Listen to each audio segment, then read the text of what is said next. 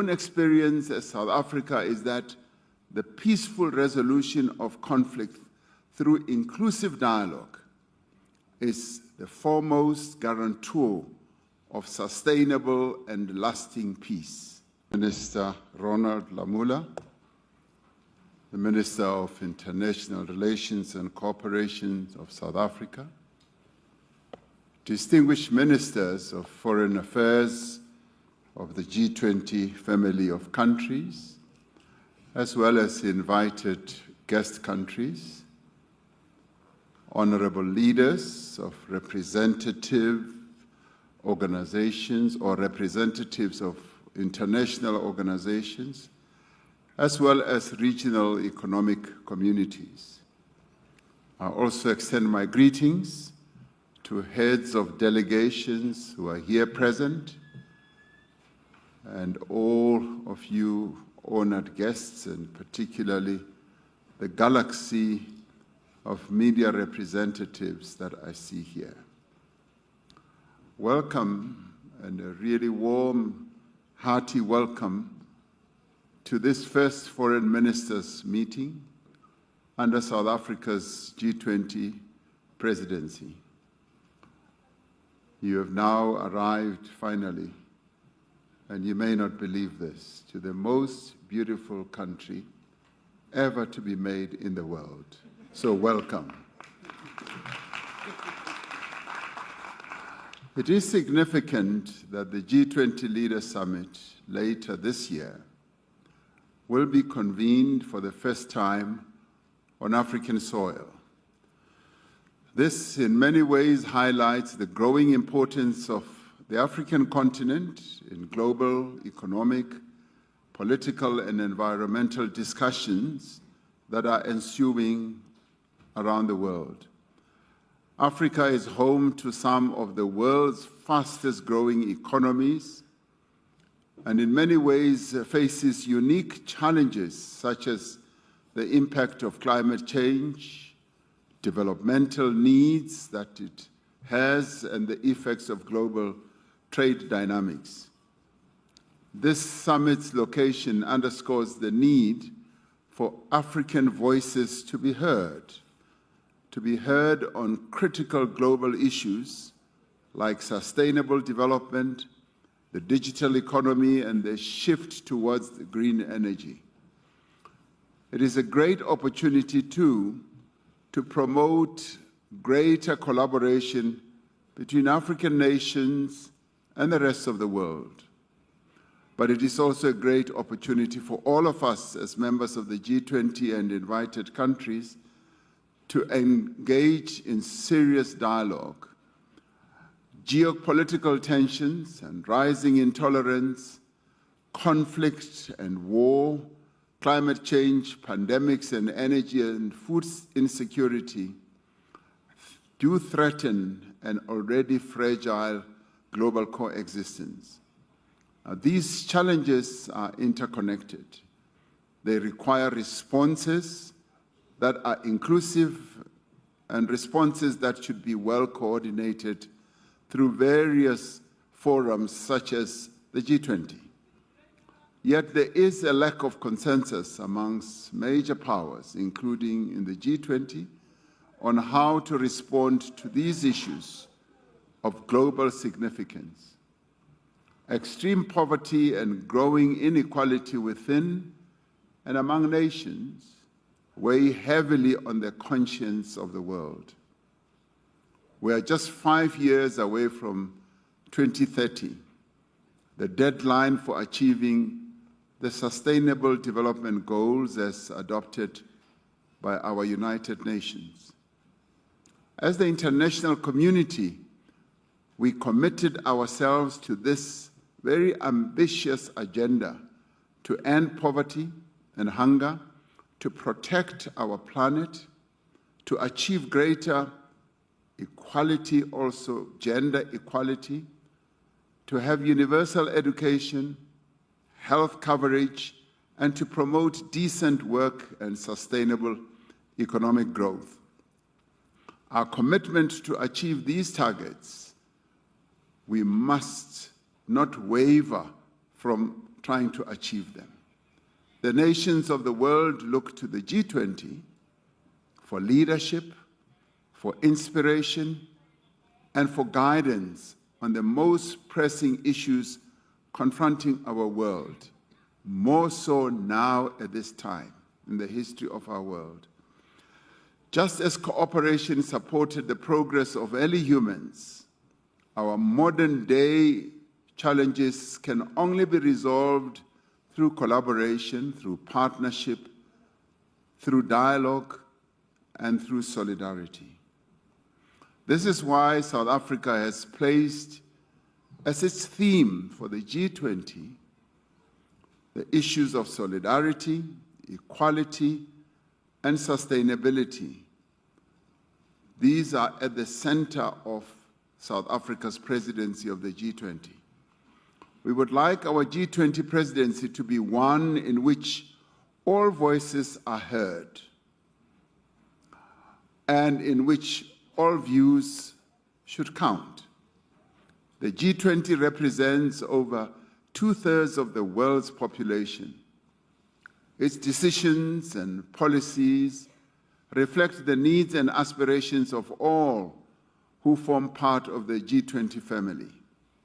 The G20 must also seek to reflect the needs and aspirations of all people who call this planet their home. This year marks 80 years since the United Nations was founded and the UN Charter was adopted. The United Nations was established to reaffirm fundamental human rights, to promote social progress, and to save successive generations from the scourge of war. While these essential goals of the United Nations remain, the world has changed in fundamental ways. The UN must also change accordingly.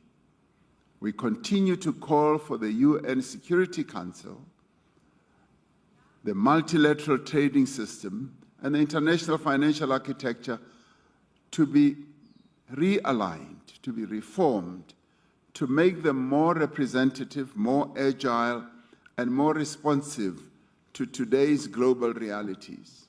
As the G20, it is critical that the principles of the UN Charter, multilateralism, and international law should remain at the center of all our endeavors. It should be the glue that keeps us together.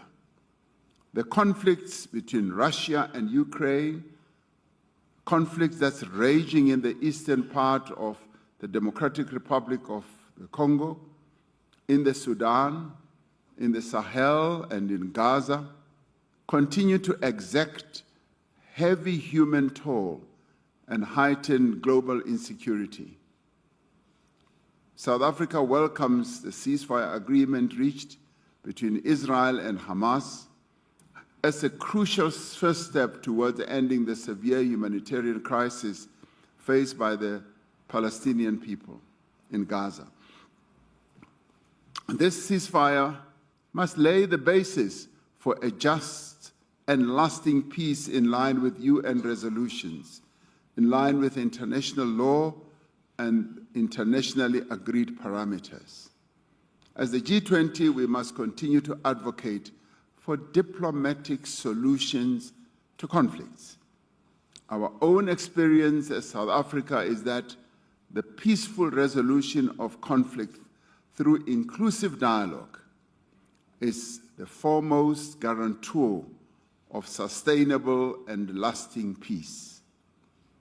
So, Your Excellencies, the climate crisis is no longer a threat. It is a catastrophic reality that all of us in the world must face. Last year, global average temperature exceeded 1.5 degrees Celsius above pre-industrial levels or industrialization levels for the first time. The impact of climate change places a disproportionate and unjust burden on the poorest as well as the most vulnerable. As the G20, we must seize this opportunity of crisis to innovate and drive sustainable solutions. We must remain true to the original G20 mandate of promoting strong, sustainable, as well as balanced and inclusive growth. In line with this mandate, South Africa has identified 4 priorities for its G20 presidency. These are issues we would like all of us to engage with. Firstly, we should take action to strengthen disaster resilience as well as response. We are on a continent that continues to suffer major and catastrophic climate disasters. Climate-induced natural disasters affect countries around the world, but we feel them acutely on this continent as well. But they have a particularly devastating impact on countries that cannot afford the costs of recovery and rebuilding. We will call on G20 leaders to urge the global community, including international financial institutions, as well as developmental or development banks, and the private sector to scale up post-disaster reconstruction. Secondly, we should take action to ensure debt sustainability for low-income countries. Developing economies are currently experiencing the highest borrowing costs in nearly 2 decades. The Secretary General of the United Nations says that poor countries pay up to 8 times more than your more developed economies when it comes to servicing their debt. Debt payments are essentially crowding out vital domestic expenditure and diverting critical resources away from those countries' development. More than 3.3 billion people live in countries where interest payments of debt exceed the payments or expenditure that is made for education and health as well. The G20 needs to renew its efforts to advance debt sustainability with a particular emphasis, yes, I would say on African countries, but more broadly on countries in the global south who continue to face those challenges. Thirdly, we believe that it is important to mobilize finance for a just energy transition. Although climate change affects developed countries as well as developing economies alike, the impact is uneven. Every nation has a responsibility to contribute to global climate effort in line with the principle of common but differentiated responsibilities and respective capabilities. Those most responsible for climate change do have a duty and a responsibility to support those least responsible. G20 leaders should secure agreement on increasing the quality and quantity of climate finance flows to developing economy countries. Now, this is not new. The world has been dealing with these matters in various forums, and we do believe that the G20 forum is a very credible forum to take these discussions forward. And this includes strengthening multilateral development banks, enhancing and streamlining support for country platforms such as the Just Energy Transition Partnership, which a country like South Africa entered into with its partners, as well as other countries who have followed suit, and also with a view of leveraging private capital more effectively as we address this just energy journey. Fourthly, we will seek to harness critical minerals for inclusive growth and sustainable development. We will champion an inclusive G20 framework on green industrialization and investment to promote value addition and beneficiation of critical minerals. And this we will do with a view of ensuring that the benefits flow mutually to all. And we're not talking about a one-dimensional benefit only. All should benefit. In other words, both the South and the North should be able to benefit. South Africa will seek to take forward the recommendations of the 2024 report of the United Nations Secretary General's panel on critical energy transition minerals. Now, long before our freedom was won, South Africa's founding father, Nelson Mandela, spoke of a society in which all persons live together in harmony and with equal opportunities. This universal aspiration is reflected in the UN Charter.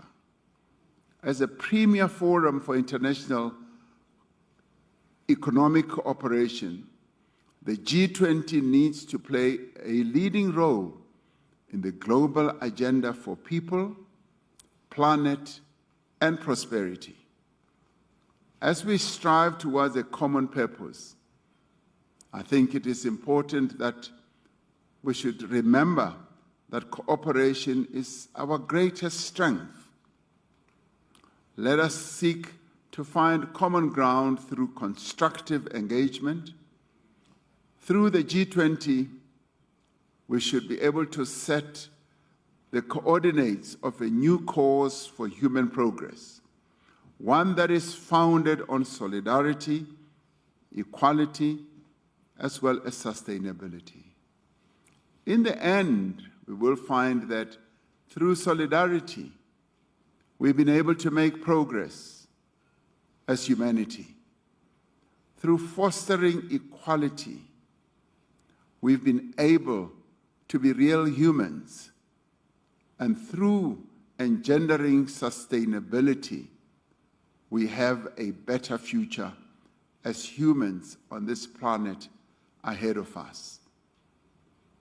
This task is now in our hands as the G20 family, and I do believe the various meetings we are going to hold throughout the year, this one being one of the key ones, will lead us in the direction that we all seek to move in. So I thank you, and once again, I welcome you dearly to South Africa. Thank you very much.